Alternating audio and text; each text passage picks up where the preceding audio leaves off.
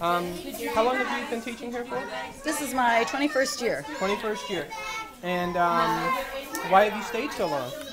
Because I love it.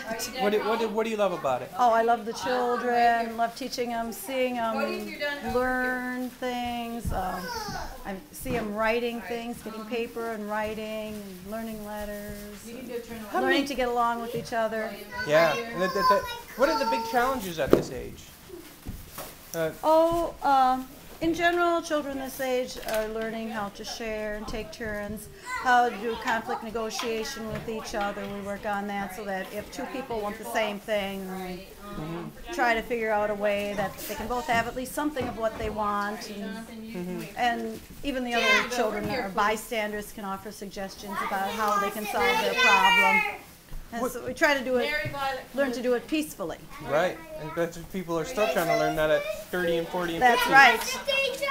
So how start young. Yeah. How about lessons? What kind of lessons do you do here to sort of prepare for?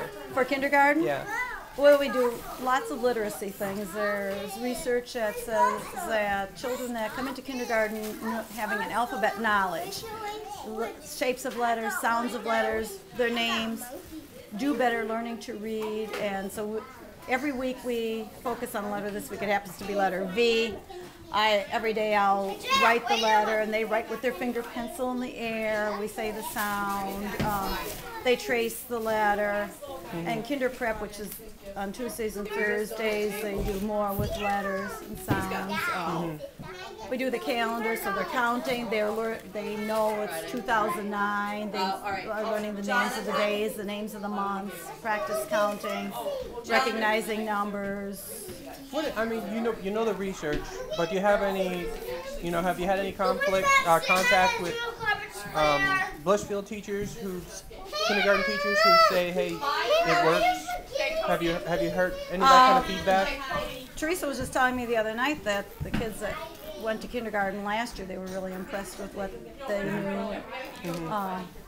Do you notice some kids are here 2 years, right? Right. Do you notice, there's a big difference. And even from the beginning of the year, a lot of the children couldn't write anything of their name, and now everybody can write at least part of it. And some of them can write the first, middle, and last name. They're learning to write Blissfield. And it's called scaffolding. You build on what they know, so you go to the next step, and that's what they're doing.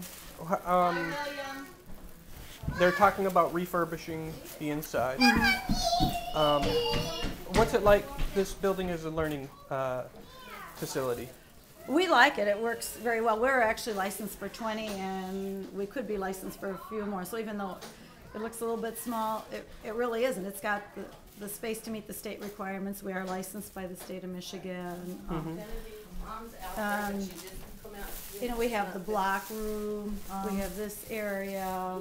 If I want to work with someone or a small group by themselves, or say like when I was kind of assessing them, I could go in the block room, and if need be, I could shut the door, and it was a little quieter. Right. Okay. And this is our sensory table. Usually it's for water, but we put other things in there too, like Easter grass or something. But with the tabletop, it's a table. Today, when they were using that table, which is usually our art table for painting shirts, they were doing these dinosaur rubbings, because that's our team. So they were making dinosaur blocks. You have your master's in education? Early childhood education? Or no, I have a master's in elementary education, and I am working on an early childhood endorsement. I've got I'm taking one class now, which is curriculum. When I finish that, I have one more elective class. Enrollment's down, I guess. Down to about 9. That's got to be concerning for you. Yeah, it is, and I know it's a problem in general with child care centers and preschools because of the economy. And of course, we know that it's really important for children to be coming to preschool, but parents have to do what they have to do. Right. Okay. All right. Anything people should know about? No, I could give you our flyers. Okay. If you come up with a question, feel free to call me. But okay. These things might answer some of your questions too. What time does the school day start? We start at 8:30 and we're done at 11:30. 8:30 at 11:30.